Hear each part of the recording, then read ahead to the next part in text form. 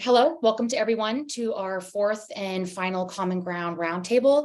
It's looking like we're having a good turnout today, and we have attendees from government. We'll have some brokers, members of the seafood industry, technology providers, some NGOs as well. So a very warm welcome to everybody.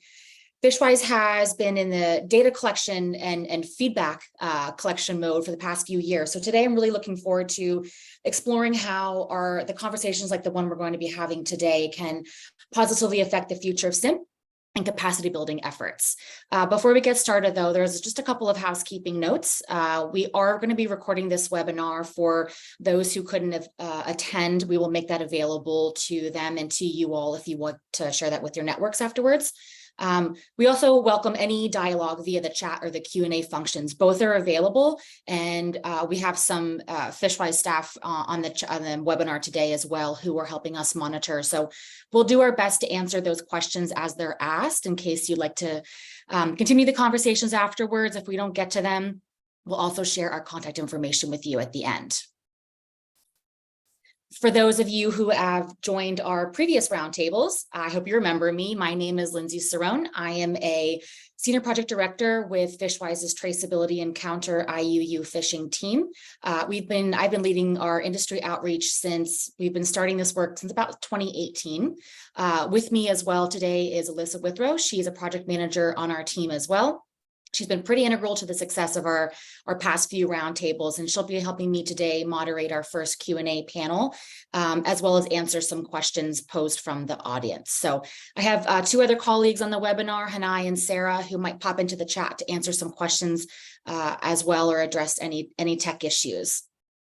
I'm also very excited to introduce our expert panelists who are going to be answering questions on things like data needs and capacity building in both of our Q&A sessions. First up, we have Celeste LaRue. She's the co-founder and CEO of Goldfish, which is an award-winning software that automates compliance checks and due diligence for U.S. seafood trade monitoring programs. You might also know her from her past work in the U.S. government at CEQ and NOAA, where she led the development and implementation of SIMP. Next up, we have Mike Lehar. He's a regulatory affairs manager at A.N. Derringer, which is the largest privately held U.S. customs broker. He not only supported the implementation of Derringer's FDA registration program, but became involved in their training programs as well, which he still supports to this day. He is also the chair of the National Customs Brokers and Forwarders Association of America, or the NCBFAA's Regulatory Affairs Committee, which serves as the link between the NCBFAA and different partner government agencies. And our third panelist, who I just see joining us, thank you, is Joe Lespergata. He is the Vice President of New Product Development at Samuels & Sons Seafood. He has over 30 years of experience in operations and purchasing and sales team training. He is also Samuel & Sons resident marine biologist and their ambassador to many national sustainability regulators. So please join me in giving a very warm welcome to our panelists. Before we dig into the meat of the conversation, I just want to run through briefly what we're going to be discussing today. I'm going to first be describing what we've been calling the Common Ground Roundtable series, and I'm going to share some of the key takeaways that we've learned from those conversations. I want to introduce an example website that's been mocked up as well to show the potential of what we mean and what the stakeholders who we've spoke to mean by greater clarity in NOAA's guidance materials. And then after that, Alyssa and I are going to turn the speaking over to our speakers, our guest panelists, for two different Q&A panels that are going to be centered on the mock-up that I'll show a video of and different capacity building needs. So with that said, as SIMP began, it was a new program, right? There were a lot of unknowns. We weren't really sure what the cost would look like to comply, or the level of effort would look like to comply. So naturally, there was some hesitation as to how this was going to be implemented. So since 2018, FishWise has really been working to unpack some of those unknowns and try to gather feedback from industry stakeholders about the challenges and opportunities to improve the program.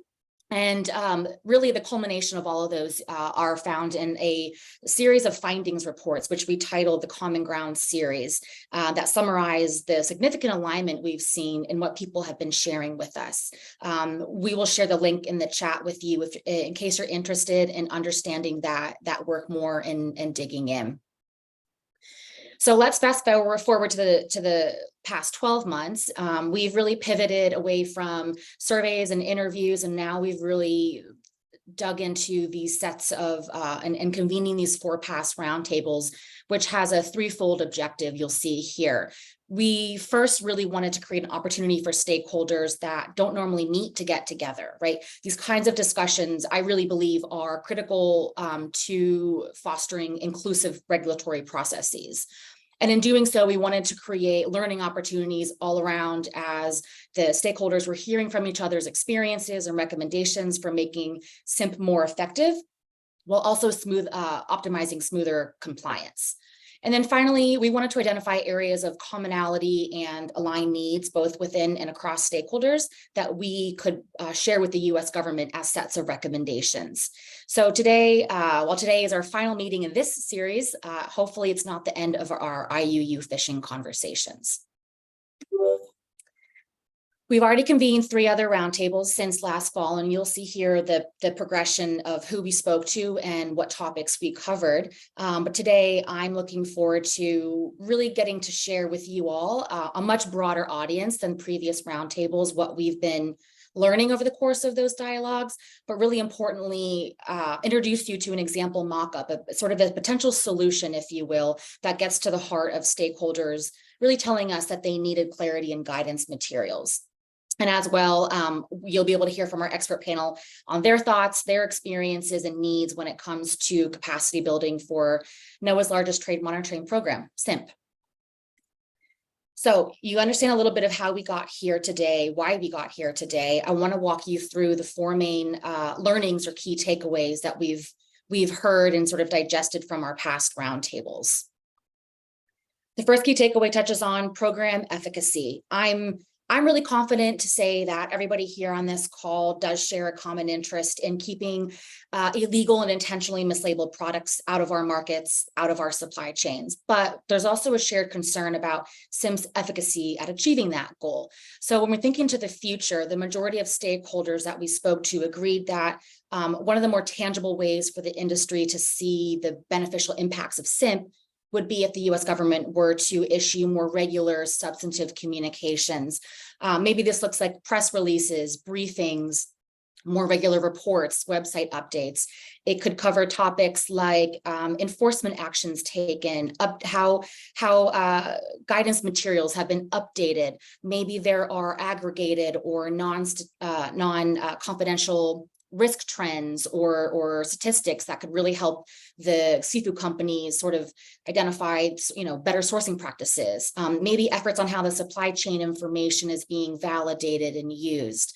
I think this would go a long way to help companies understand that their efforts and investment to comply are meaningful and that they're being appropriately leveraged as part of NOAA's broader counter IUU fishing mandates. The second key takeaway is around this persistent technology gap within the record-keeping process that we're running into repeatedly. When SIMP was established, stakeholders, myself included, anticipated that electronic traceability would become more prevalent and through scaling, less burdensome over time. I think it has to be acknowledged that seafood importers and their supply chains have already put considerable effort into complying with SIMP. Many have invested in new or have been updating legacy traceability systems and practices, but we're seeing that manual data entry and records management can still be a common challenge for importers and brokers. So we believe it would benefit the seafood industry if US government agencies could work to identify levers to encourage more widespread digitization of supply chain records, which would be an efficiency win for not just the seafood supply chain, but for the government as well. And we talk about technologies in the context of SIMP too. There's also, we were finding significant support for better leveraging new and emerging technologies and risk flagging tools that use things like AI or machine learning. This way it could better target more suspicious products or shipments, maybe companies, and really work to weed out those bad actors. The next takeaway is that there is still substantial need for capacity building efforts. I hope that's not a surprise since that's the bulk of what the webinar is about today, but we will dig into that topic a little bit later with our panelists. I want to point out that this suggestion was also the sixth recommendation called out in the original presidential task force action plan on combating IUU fishing, the plan from which SIMP was created. There is clearly an ongoing need for capacity building, but I want to recognize that sometimes the collective we can throw out this term and use it as a bit of a catch-all. So when I talk about capacity building in the context of this webinar, I'm really including efforts such as more formalized forums or a community of practice that allows for stakeholder dialogues. It can be guidances and languages that reflect the diversity of seafood supply chains. Maybe it's help navigating government processes or helping develop appropriate traceability documentation. It could also look like government to government cooperation and collaboration.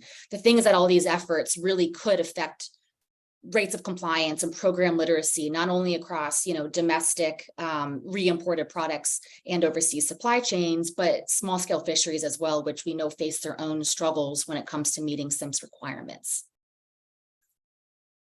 And as you know, I'm probably preaching to the choir here, seafood supply chains are very complex, right? Industry and trade brokers rely on operational consistency and standardized processes to function efficiently. But we also know there's a high degree of variability across supply chains and records. They can vary in necessity for trade, structure, content, obviously language. So what we've been hearing is that existing guidance is really open to interpretation, and to many that can be more confusing than helpful. So the key takeaway you see here is that clearer, more granular guidance would be very welcome to understand chain of custody or document requirements. By updating this guidance or these resources, it can really save companies time and capacity in organizing and gathering their own records. It could help mitigate risks on behalf of an importer as well if they know we're more confident that they have a more complete set of records that are capturing the right information and generally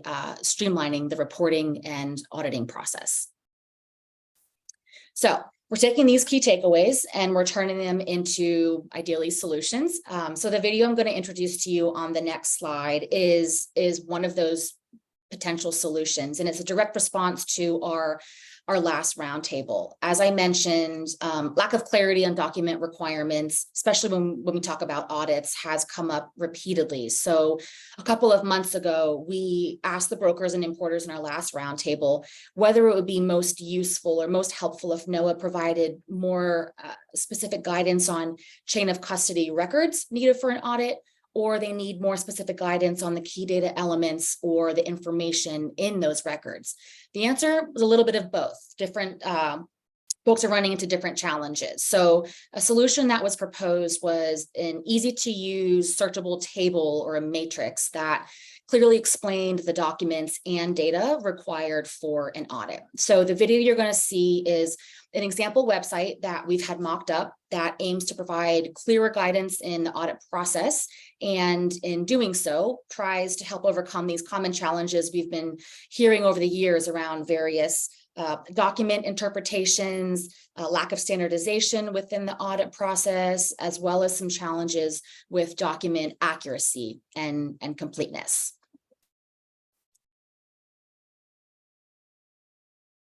In response to the realization that industry was hungry for details on acceptable records and key data elements or KDEs for audits, but also how those records could be better organized, FishWise had an example website mocked up, which you're seeing here.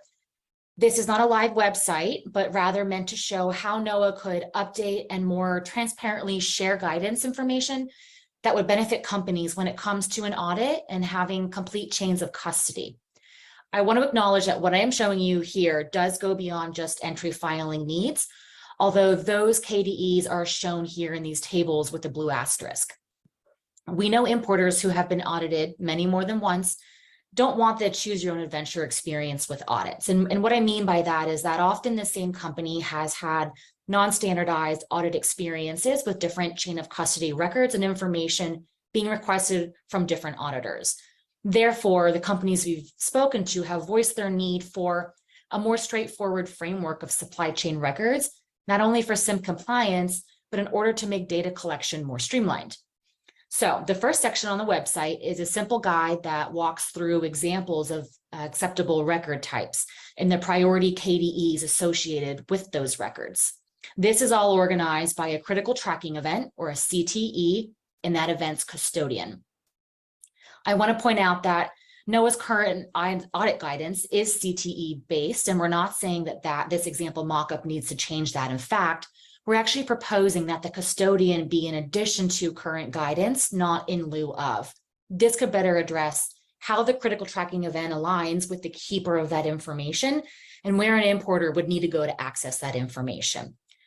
So as we scroll down, you can see that this model in this table is repeated from harvester to first receiver to processor to storage and shipping to the importer and the exporter. Our intention is really to build out the full supply chain for companies to have more confidence in the completeness of their records, rather than the existing guidance, which really only provides a subset of supply chain steps. If we continue to scroll down to the next section, the recognized record overview, this section is meant to answer questions like, is this the correct record that I need for an audit for this supply chain or from this harvest country? Does it have the right information in it, like a government issued seal or stamp? Should it be electronic, or is this a form that's typically manually filled out? What information or key data elements should I expect to find on this document? This overview is a way that NOAA could support the user in identifying and validating a specific chain of custody record. And in this case, we're using Norway's CAT certificate as an example. So theoretically, this overview could be turned into a database that evolves and grows as more chain of custody records are added by NOAA auditors as acceptable record types. Knowing that NOAA has been exposed to a variety of chain of custody records over the years, but maybe not everyone in the supply chain has, this is a great opportunity as well for companies to learn from the many, many audits already conducted by NOAA. This also addresses some of the previous key takeaways from our roundtables around program efficiency and capacity building. If supply chain records are well organized ahead of time, less time will be spent chasing down those records. Thus, we're enhancing efficiency and we're building capacity.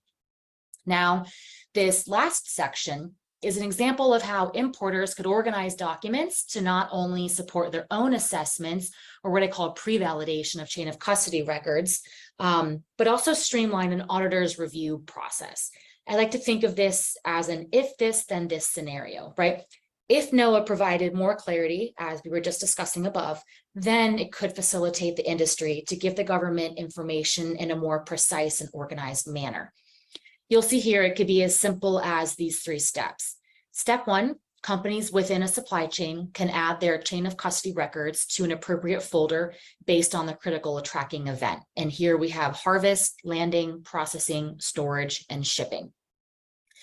Step 2, the files within each critical tracking event are then organized by date from the beginning or start date of each critical tracking event. And then step 3 is really simply zipping that folder, giving it the appropriate name, and then sending it to an auditor for review in what's now a chronologically organized manner that better reflects the reality of seafood supply chains and the critical tracking events and custodians within those supply chains. NOAA can't require anyone beyond the importer of record to produce documentation for SIMP compliance. Still, I believe this section is an example recommendation or resource for supply chains to help organize themselves better in the case of an audit. This mock website is just one example of how guidance could be updated and clarified. The key here really is to show that updating resources for SIMP does not need to be overly complicated, but it does need to reflect the reality of seafood supply chains and industry's feedback and needs.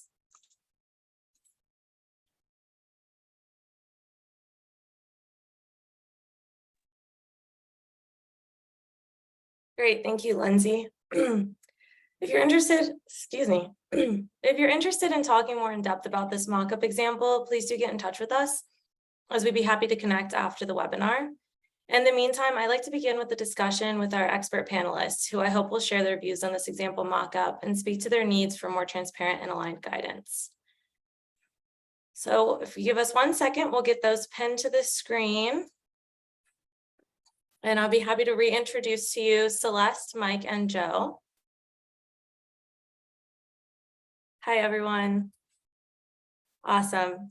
So my first question is going to be for Celeste. From the FishWise past roundtables, we've heard challenges with data gathering, data organization, and lack of clarity around adequate supply chain records for audits, just to name a few. These mock-ups are an example of potential clear guidance that NOAA could create for industry. Based on your background and current work with stakeholders, what could this guidance look like in the future? Thanks, Alyssa. Pleasure to be here. It's interesting looking over this, having sat now on both sides of this equation, so I'm happy to share some of my thoughts. One thing that I noticed, especially in reading over the guidance and the recaps of these previous roundtables, is that some of these issues that industry is expressing in terms of problems with compliance have been pretty consistent over time. And what I distilled from that is, and I believe that industry really does have a need to be able to reasonably assume what they're going to be asked in the course of an audit, and have the ability and the capacity to identify and fix potential issues that might come up in their documentation and data requirements. That doesn't necessarily mean that it needs to be an easy process, but it does need to be achievable and repeatable. Thinking about producing guidance like this, obviously NOAA already has guidance out, and it's working in the sense that, you know, these audits are happening, trade was not disrupted in the implementation of SIMP originally. And providing more clear guidance has to take into account some areas of flexibility. So it would be impossible to put out exact guidance for supply chains because there's so much variability in the seafood industry. And we wanted to be able to account for the learning of auditors, industry, et cetera, in the process. So you don't want to be overly prescriptive in terms of what records might be required or expected. So it's really about walking this line between being more descriptive, perhaps, than government already is, without being too prescriptive and limiting the documentation, the supply chains, perhaps, that industry might be able to use to bring seafood into the United States. Thinking about the future state of these mock-ups, as Alyssa asked for. So I think that this idea of standardizing information around critical tracking events and the custodians of those critical tracking events is something worth talking about, and maybe other panelists will get into how practical that might be. But this mock-up gives a sense of what that might look like, and I think it's an interesting one. On the records, it's interesting to, you want to be able to describe the features perhaps associated with a specific record without making a very clear definition of what this record absolutely has to be. A sort of extreme example of that is what Australia does with its timber sourcing guidance, where they produce a bunch of joint memos with foreign nations that have pictures and descriptions of what all of the sourcing documentation should be for timber from that country. That's a really high bar and maybe unrealistic. Perhaps, though, providing some kind of description that is reflective of what auditors understand and would be looking for, and industry could then use themselves to assess whether or not the documentation that they have looks legitimate, might be helpful. The benefits I can see of having documentation like this, guidance like this online, is that it can be a little bit more iterative. The mock-up that you did, I believe it's just like a Google Doc that's published online. That means that functionally it would be easy to update as more information becomes available. And it also allows for this information to be searchable. So right now, having information kind of locked behind PDFs makes it a little bit harder to sort out. NOAA has a good tool online already that differentiates between the regulatory requirements based on the species you're bringing in. And I think that this offers a little bit more of a practical application of what type of information might you need based on the programs that you're using. This mockup is just for SIMP, but it could be done for the other regulatory programs as well that NOAA manages. Thank you. Yeah, and I really appreciate your example with the Australian timber. And it gets into our next question, which we're going to pose to Mike first. Knowing you deal with requirements beyond SIMP, for example, the FDA, would you be able to provide examples of other government agencies who offer clear guidance or stakeholder communications? Thank you, Alyssa, and thank you for the invitation to participate this afternoon. So through my work with the NCBFAA over the years, I've had the opportunity to work with many agencies. The key thing throughout all of those implementations of all the different programs has been cooperation and education. And I can't say I really have one favorite agency, but you already mentioned the one that I was going to bring up, which is the FDA. They were probably the first agency out there that started with data submission electronically through customs. It started back in the 1990s.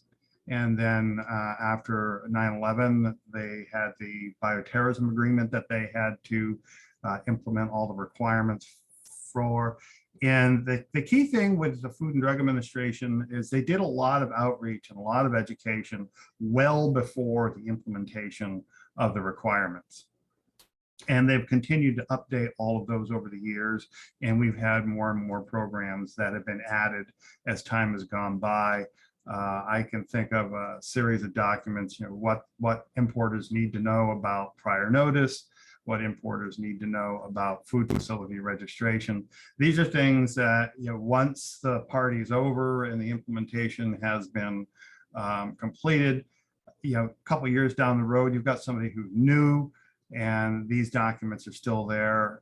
Hopefully they've been maintained and are relevant, and they can be very, very helpful, specifically if you're trying to answer a particular question for an importer.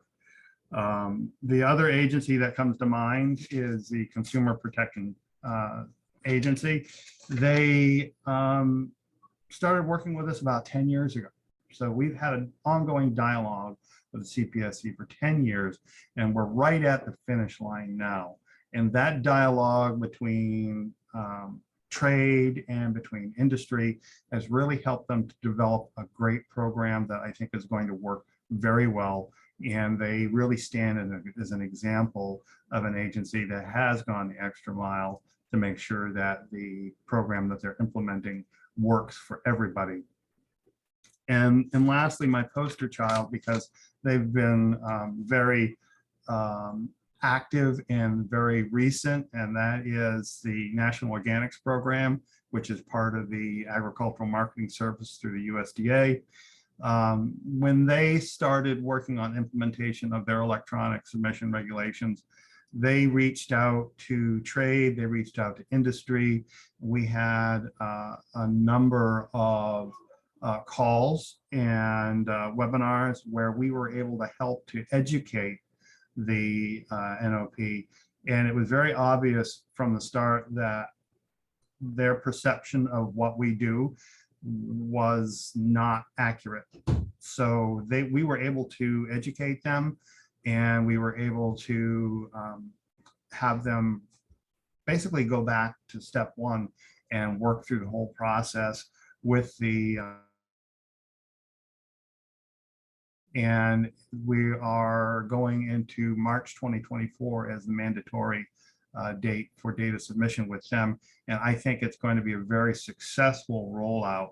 The key at the end of the day really has been, in all of these implementation and the many other agencies we've worked with, has been communication and education, the development of the background documents that can be posted to a good website, so that once everything is said and done and running, hopefully that's up and it's maintained, and we have good background information to be able to move forward with. The one piece that hopefully we don't forget are software vendors. These are the people that are out there developing software programs that brokers and industry use to help track these events and to help brokers to submit the information through ACE for the agencies that are receiving the data. So they have to have enough time to develop the software and then give brokers and industry enough time to be able to train their people to use the software. Thank you so much. That's fantastic insight. I'd like to pose the same question to Joe. I'd like to get your thoughts on if there's other programs, agencies, or guidance that you find easy to understand or to share with your supply chains. Thank you, Alyssa, and thank you, Lindsay, for including me in this program. I think it's important that the information gets out there, because I think at this point, a lot of people in the industry, and that's where my viewpoint's coming from the industry viewpoint, there could be a little bit more from these different government agencies. Yes, I think the groundwork which they provided is sound, and the reason for their existence is very important as we try to improve traceability and regulate the products that are coming into the country and how and where they come from. But I think that there is some weaknesses yet, because I believe a lot of these organizations, government organizations, top to bottom, NOAA, who is a very important, they do a great job, and I support them 100%. But there's a lot of redundancy of these programs and a lot of misunderstanding by the industry, because up until this point, it's generally been a necessity. Even with SIMP, we from the industry standpoint see that these disparate programs are a bit cumbersome, and they slow the process down, especially when you're dealing with fresh fish and time is of the essence. Also, with the redundancy between NOAA and the FDA and other regulatory organizations, we repeat a lot of the information. So moving forward, I of course would like to see these organizations maintained, but there needs to be an exchange of information between these agencies, because we find ourselves repeating the same information to KDEs, CTEs as they get moved through the system. And it was mentioned earlier that, and being again in industry, we deal with multiple audits from multiple sources, that every time you have a different set of eyes investigating or asking for information, there's no consistency in that. That sometimes leads to confusion.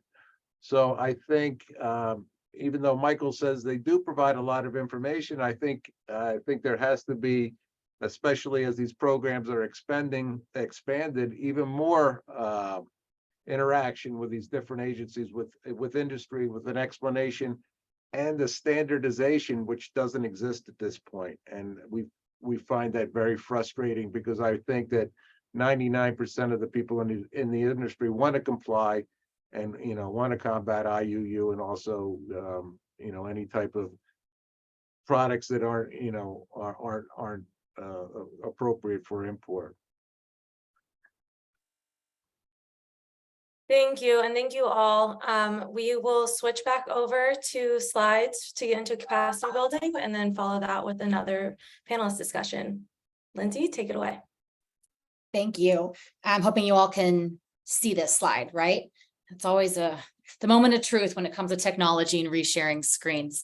No, but I really appreciate all three of your feedback and your perspectives. I think it tees us up very nicely for a quick breather and sort of recap of what FishWise means when we talk about capacity building, and how some of these efforts can support the future of SIMP implementation and compliance, between what Mike was mentioning, between the software providers, technology providers, the seafood industry, and customs broker and the government, because we sort of all have this role to play when it comes to capacity building. So in the context of SIMP, FishWise thinks of capacity building as activities that can better prepare individuals and organizations for program compliance, and really work to set up this enabling environment to achieve SIMP's intended outcomes.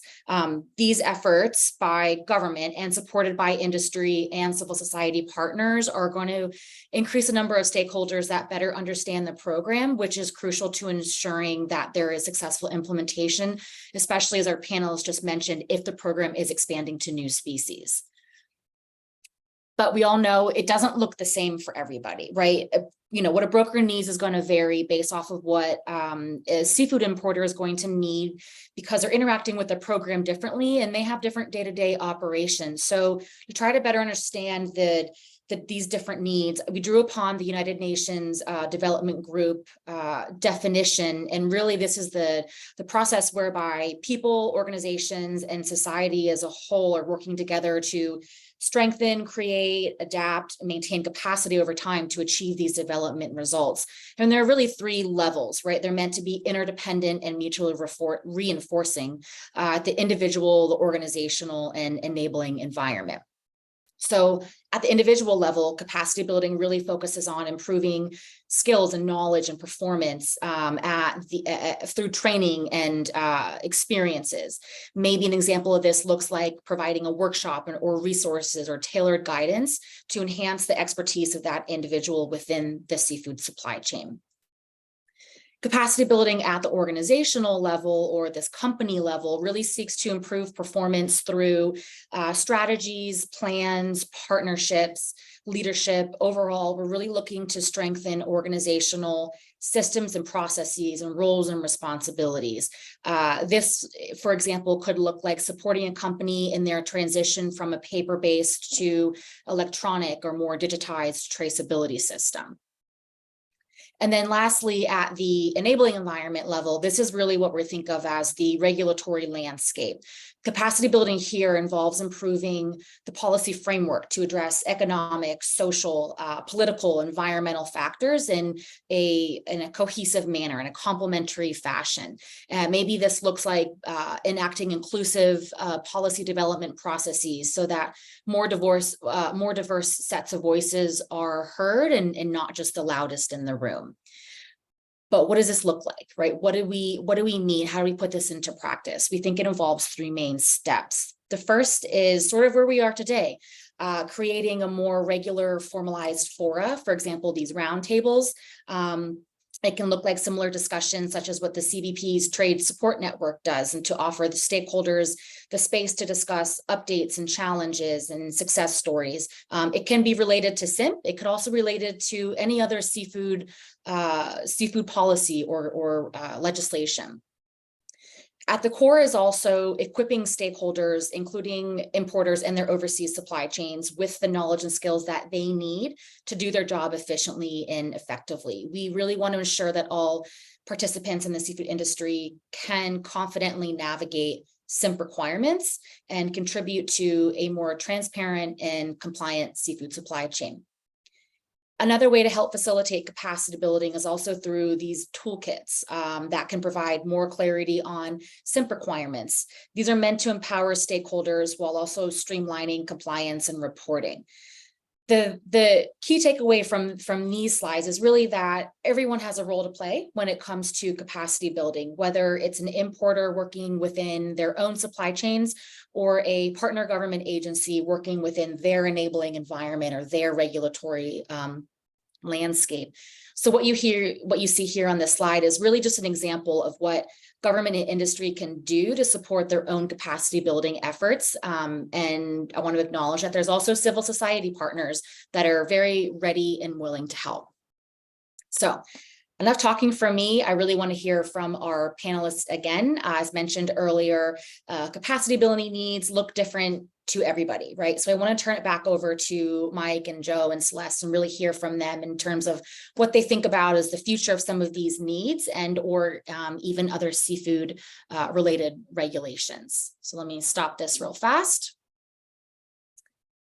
Okay, fantastic. Welcome back, everyone. Long time no see. I'm going to ask my first question actually to Mike this time. I'm curious, Mike, as a broker thinking of capacity building needs, and you had a couple of them in your past response, thinking of your needs and the needs of your clients and really sort of keeping an eye to the future. What do you think would best set you up for future success complying with SIMP, especially if the program were to expand to new species? Well, first of all, I have to applaud Joe. I think Joe has had the word of the day, and that is standardization. So whether it's trade or industry or the software vendors, standardization of individual data elements is key to developing efficiencies that we can use to get the merchandise into the country with the least amount of disruption and get it in as quickly as possible. So nobody wants to have a fish sitting on the dock for a week. In and out is the best way. So just an example between CBP and FDA. It's the old conundrum of country of origin. So and that's one that cuts right across a lot of agencies. Is Customs has its own definition of country of origin, where FDA does not recognize country of origin. FDA has the concept of country of manufacture. And the country of manufacture may not be the same as the country of origin. So it's a great example to show how standardization can be so important when we're developing these programs and trying to roll them out, developing all of the documentation, developing all the rules around them to make sure that everybody has a fair playing field to work from. I think often the biggest disconnection is a good understanding of how trade works and the needs of industries. Lawmakers pass these laws and then they task agencies to implement the programs. And the view is often at the 50,000 foot level. So they don't get into the weeds when they're writing these laws and then tasking agencies to implement them. So to be successful and to facilitate trade, which really is what we're trying to do here, we need to make sure that the agencies understand what's going on and understand what we can do to standardize things across multiple agencies to make it easier so that everybody understands what's going on. I think at the end of the day, what we need to do, number one, is we need to have early engagement when there are new things coming along, outreach to the trade, outreach to industry. Meetings like this are so important. Early outreach and education once we've established what's going to happen, so that there's plenty of time for everybody to understand what's going to be required of them. Give software vendors and people like brokers and industry time to implement those changes. And then lastly, pilots and staged implementation, so that before something is implemented, we can maybe work out any problems that are going to occur. Because inevitably there's going to be a problem somewhere that throughout all the discussions that we didn't necessarily anticipate. But if we have a pilot or if we have a staged implementation, we can work those things out instead of making everything come to a screeching halt. So. Thanks, Nick. I really appreciate that. And I think that gets a little bit to, this sort of community of practice, a little bit of trial and error. If there can be that feedback loop as we go, I think that would ease some of the challenges we see with implementing new programs. So I appreciate that. Joe, I'm going to pass it to you. I'm curious, when we talk about SIMP, maybe even NOAA's other trade monitoring programs, for example, the tuna tracking and verification program, FDA's Rule 204, which I know you're very familiar with. What do you think the U.S. government could provide you, or what would you like the U.S. government to provide you with as a member of the seafood industry to better streamline some of the asks of these seafood related policies? And maybe how do we start this conversation around alignment or standardization? Yeah, and 50 words or less, right? I'll give you 100. It's okay. But as Michael was saying, I mean, there's just the seafood industry is just so complicated. If you really think about how many hands touch that product before it makes it to the consumer's plate.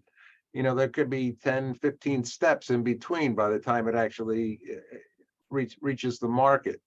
And that's what makes this industry so wonderful, right? And this is what keeps us going every day and keeps us coming to work. But we didn't learn about that overnight. And I feel that there's a major disconnect between not just SIMP, but many of the government agencies across the board. One, they don't really understand the industry itself and what's involved to move the product and how quickly it has to move and the volumes that it moves at, and the differences between fresh, frozen, and pasteurized and where they emanate from and how they actually get to the end consumer. So these concepts, without diving too far into it, affect NOAA, SIMP, and the FDA. And then just going to be able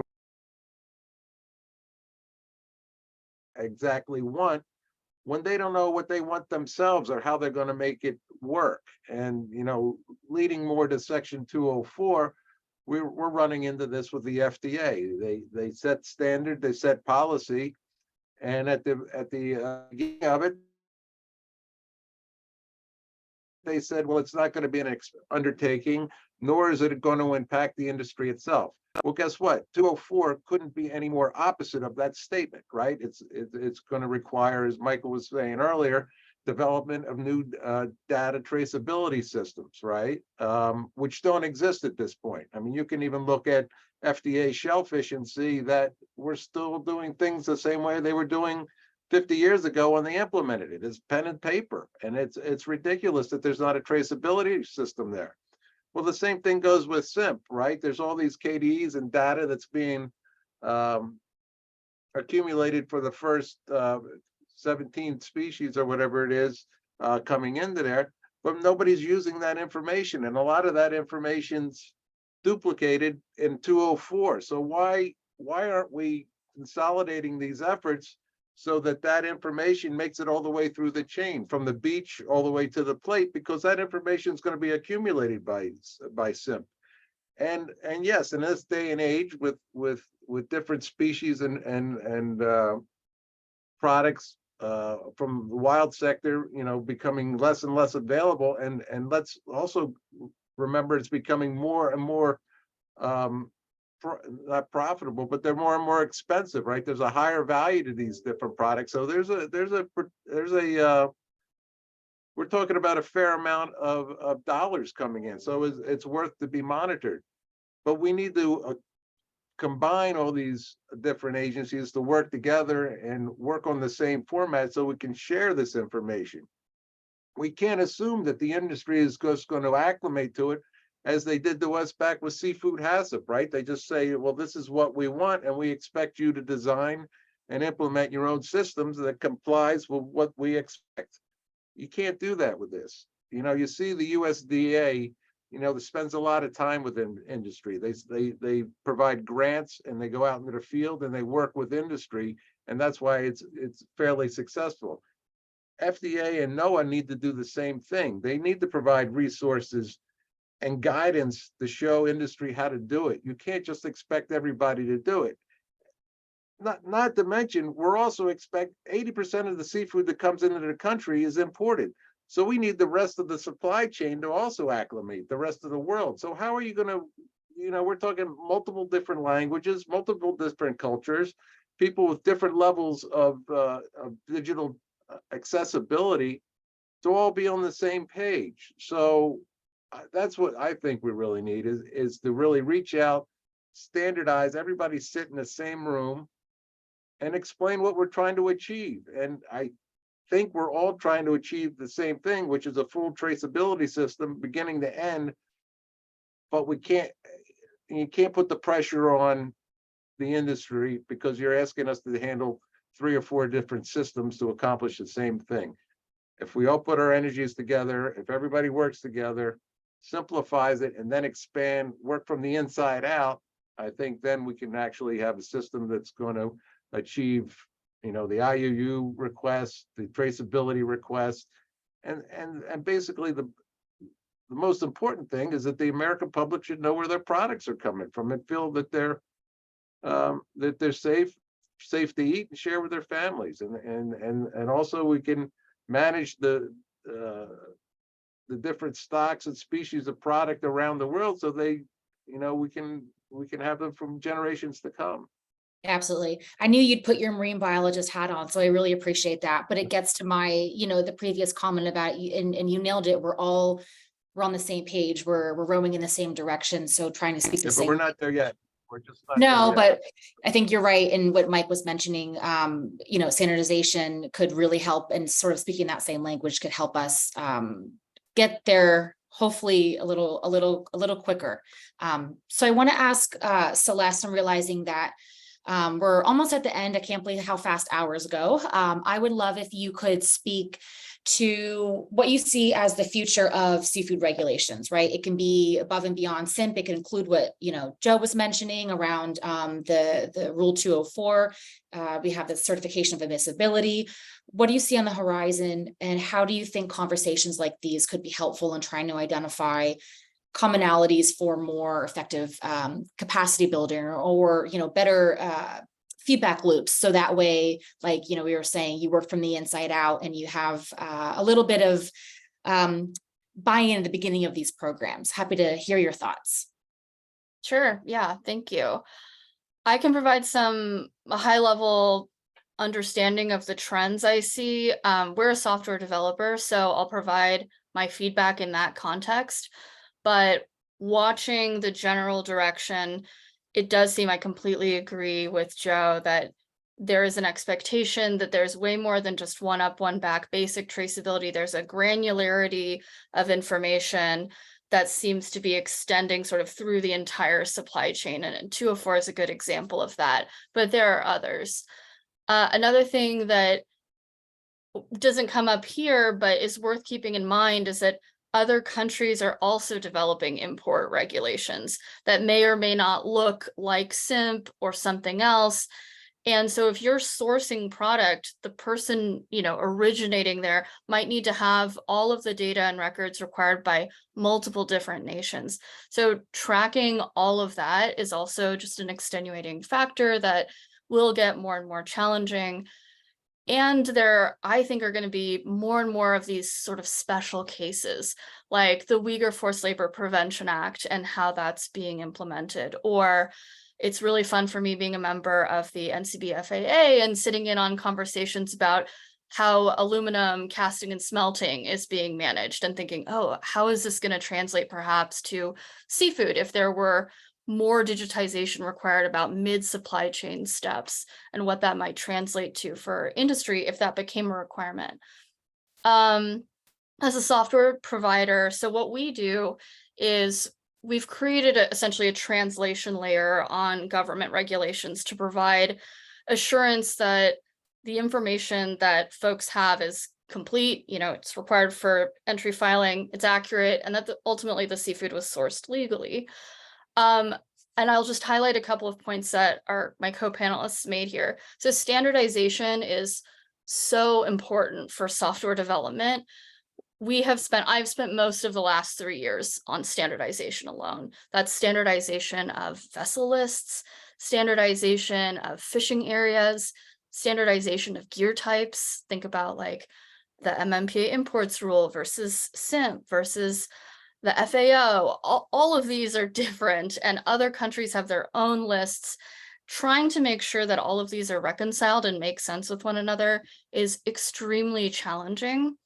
The specificity of guidance is also super important. So as a developer, again, translating this information, I can tell you my experience. I had to have, even for digitizing SIMP requirements in our software, the Federal Register notice open, like the rule text, the ACE implementation guide, all of NOAA's outstanding guidance, and other guidance that industry had prepared for itself to coalesce and figure out what are the real rules here, what is actually required, and help people so they don't have to do all of this on their own and do it all manually. So that's really important. And I just want to highlight like this issue of specificity and standardization is going to go so far. Time is another thing. So a couple of folks mentioned like there's a need, software developers especially need some time to prepare for this. A good example that is giving me heartburn right now is the MMPA imports rule. So my understanding per guidance is that there will be a list published by like November 30th of this year of potential fisheries that might be banned from import to the United States effective January 1st. So 1 month. As a developer, we plan sprints like quarters in advance. This is really challenging to plan for as a software developer. So allowing time for us to come into compliance with these requirements would be really helpful. Lastly, and I think the purpose of these mock-ups really was to say, ultimately the guidance has to come from the government. We are providing our understanding of government requirements, but when third parties come up with sort of quasi standards, it can confuse the compliance conversation. And I really hope that the federal agencies listening to this will consider providing more specific guidance, because the more specific you are, the more actionable, for example, we can be in helping people get exactly what they need in order to comply and ultimately to serve our shared goal of not bringing any illegally harvested seafood to the United States. I really appreciate that answer, especially from a software provider view. It's not always one that I think is in the room, but is extremely necessary because, you know, I'm working for an NGO, but I know very well firsthand that you guys are really integral to data capture, transfer, entry filing. So I really appreciate that answer. We have 2 minutes left. I wish we had more time. I think all three of you have done a fantastic job of unpacking a lot of nuance and provide a lot of really unique perspective. And so I want to thank you very much. I think this is just, while again, this might be the end of this series of conversations, I really do hope it's just the beginning of others, whether it's a webinar series like this, more formalized fora as a community of practice. However, I think what I've been hearing from you all and from the majority of the stakeholders that we've reached out to over the many years is that these dialogues are really critical to continue to unpack some of these challenges, but really start shifting towards, okay, so what do we do about it? How do we address it? How do we move forward? So thank you again for your insights.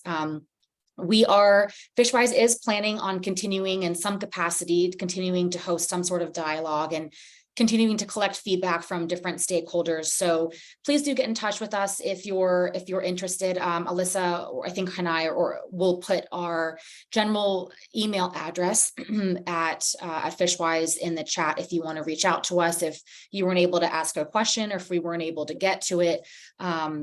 But we will also be sending this recording out. But again, I think there are a lot of areas that are ripe for driving SIMP improvements, and those are areas that all stakeholders really can collaborate and work on and are doing so already. So I just also want to say a big thank you for the government agencies who showed up today as well to listen to what we have to say and what our panelists have to say. It means a lot for this inclusive regulatory process and feedback loop. So with that, we are officially at time. Thank you, Joe, Celeste, and Mike. I really appreciate it. Thank you to everyone who joined us. And I would say stay tuned for what's next and enjoy the rest of your week. All right, Bye. thank you.